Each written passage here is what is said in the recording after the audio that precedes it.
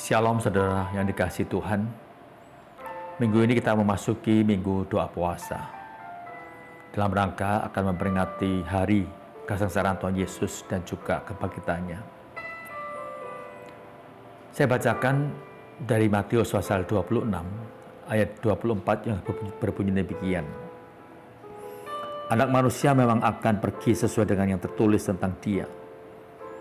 Akan tetapi celakalah orang yang membuat anak manusia itu diserahkan. Lebih baik bagi orang itu sekiranya ia tidak dilahirkan. Saudara, saat makan malam terakhir, Yesus berkata sesuatu yang mengejutkan. Salah satu dari kalian akan menyerahkan aku.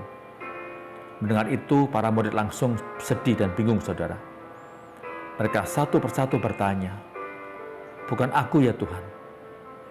Di antara mereka ada Yudas. Ia juga bertanya hal yang sama.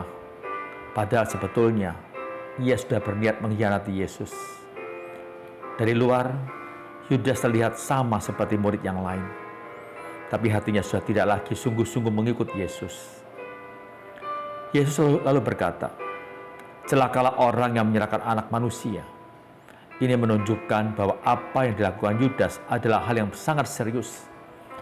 Ia bukan sekedar salah, tapi dengan sadar memilih jalan yang menjauh dari Tuhan. Renungan ini mengajak kita untuk melihat diri sendiri, saudara. Mungkin kita merasa, saya tidak seperti Yudas, saya tidak menyerahkan Yesus, atau saya tidak menjual Yesus dengan 30 keping perak. Betul, saudara. Tapi dalam kehidupan sehari-hari, kita bisa melakukan yang mirip dengan Yudas.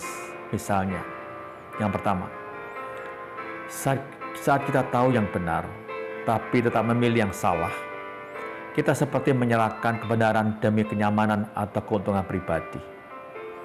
Kedua, saat kita mengakui percaya, tapi hidup kita tidak mencerminkan Tuhan, kita tetap beribadah, tapi sikap dan keputusan kita jauh dari kehendak Tuhan. Yang ketiga, saat kita lebih memilih dunia daripada Tuhan, misalnya demi uang, posisi, atau penerimaan orang lain, kita mengorbankan iman kita. Yesus mengatakan, celakalah, karena hal ini serius, saudara.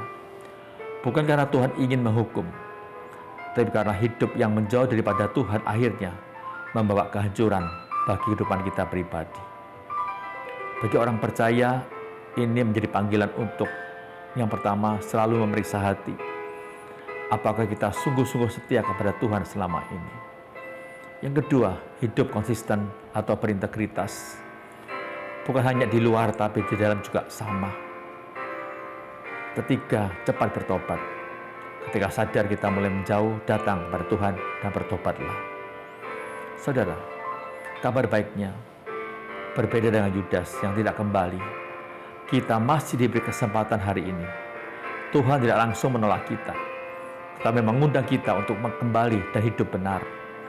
Dia mau kita datang dengan hati yang jujur, bukan pura-pura. Hari ini, mari kita belajar untuk lebih jujur di hadapan Tuhan. Minta Tuhan menolong kita supaya tetap setia. Bukan hanya di luar, tapi juga di dalam hati. Jangan sampai kita tanpa sadar menyalahkan Tuhan lewat pilihan hidup kita sendiri, saudara. Mari kita berdoa. Tuhan, terima kasih untuk firman-Mu hari ini. Kami diingatkan untuk melihat hati kami sendiri. Ampuni kami Tuhan, kalau selama ini kami sering tidak setia dan lebih mengikuti keinginan kami daripada kehendak-Mu.